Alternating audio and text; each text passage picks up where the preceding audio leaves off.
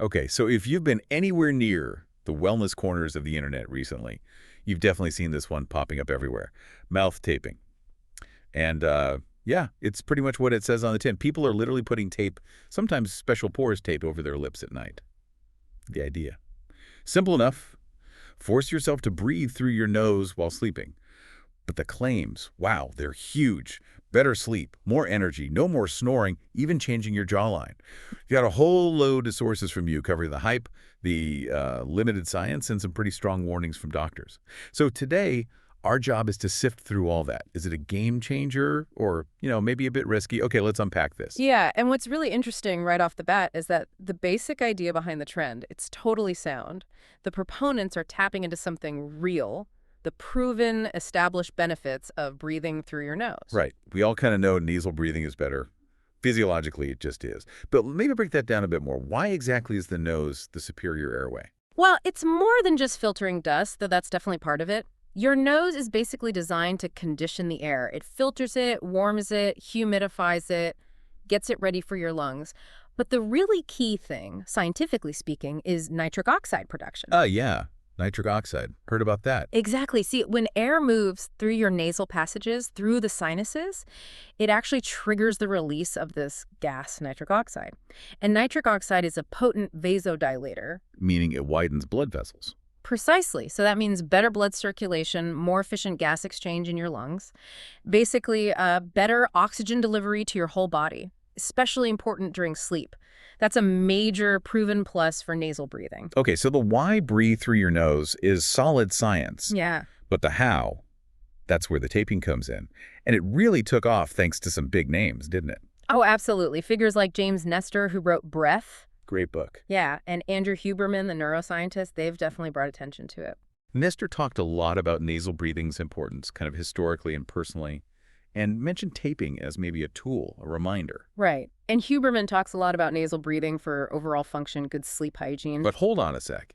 If you have credible people like Nestor and Huberman discussing a technique, doesn't that give it a certain weight, in the public mind? Even if the specific research on taping is thin.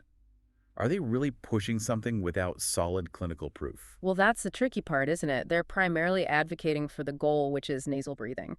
And they might mention taping as like one possible technique or a temporary crutch to build the habit. They aren't generally positioning it as a definitive medical treatment. But what happens is people hear that, they want a quick fix, and they jump straight to the tape without maybe understanding the nuance or the potential downsides. It's like hearing exercise is good, and then someone immediately tries to sell you some weird, unproven gadget for it. Exactly. That distinction is crucial because when you look specifically for robust clinical evidence for the tape itself, well, that's where it starts to fall apart a bit. Yeah, that's what our sources suggest, too. The evidence is, limited? Anecdotal, mostly. Very much so. Highly limited, mostly anecdotal. If you're looking for large-scale, randomized controlled trials, the gold standard on mouth taping as a therapy, they just haven't really been done. It's a big gap in the research. Okay, but you said there was one area where there might be some support, even if small. Yes, there is. One specific area where a few small studies show some promise. And that is? It relates to sleep-disordered breathing, specifically snoring and mild obstructive sleep apnea. So a couple of small studies indicated that using tape to encourage nasal breathing could potentially reduce snoring intensity and maybe, just maybe, decrease the number of breathing pauses in people who already have a diagnosis of mild OSA. That's obstructive sleep apnea. Okay, so mild OSA and snoring. That's pretty specific. But what about all the other big claims? The ones about fixing bad breath, boosting dental health, even changing your face shape. Yeah, those are almost entirely based on extrapolating the general benefits of nasal breathing. They aren't backed by studies showing the tape achieves those things. It's sort of leveraging the science of nitric oxide and air filtering to sell, well, sticky tape. There's a disconnect there. Feels like using a tiny bit of data, the snoring stuff, to prop up this whole massive wellness trend. Which brings us to the next point, because the medical community isn't just raising eyebrows, they're sounding alarms. Here's where it gets really interesting. Absolutely. And their core message, the fundamental reason for caution, is something we really need to stress. Mouth breathing, very often, isn't the root problem itself. It's a symptom. A symptom of something else going on. Exactly. Your body might be forcing you to breathe through your mouth because your nose is blocked. Maybe it's allergies, chronic congestion, maybe something structural like a deviated septum. Or, and this is the big one, it could be undiagnosed moderate or even severe sleep apnea.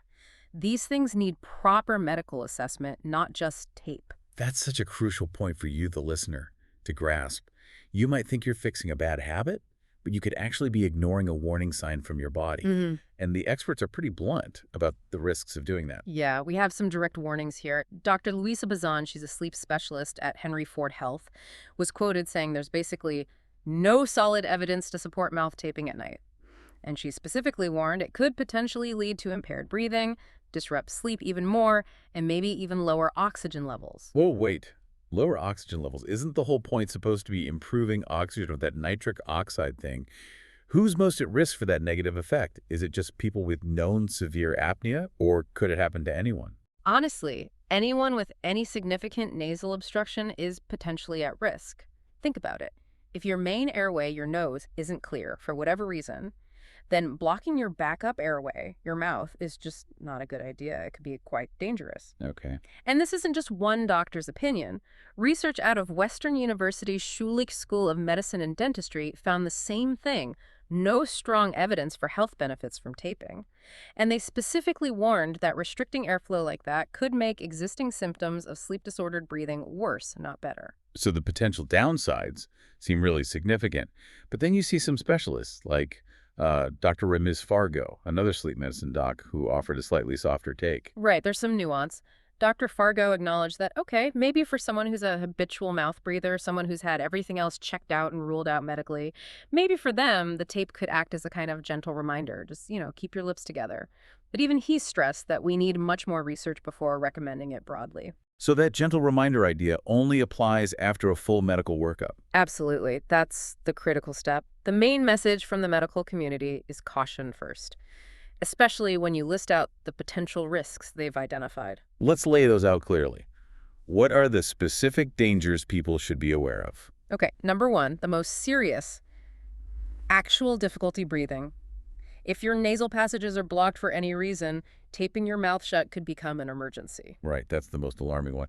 What about the more sort of day-to-day annoyances or risks? Well, you're putting adhesive tape on the sensitive skin around your mouth every night, so allergic reactions to the tape itself are possible, and just general skin irritation, redness, rashes, which ironically kind of defeats the purpose if you're hoping for like aesthetic benefits around the jawline and you end up with irritated skin. Yeah, totally counterproductive. Then there's the psychological aspect.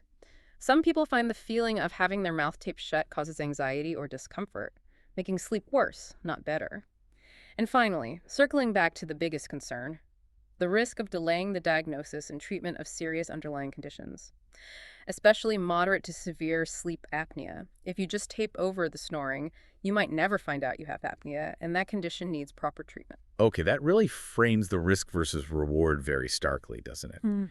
If you're listening and weighing, potential oxygen issues against maybe snoring a bit less, the caution seems warranted. So let's pivot.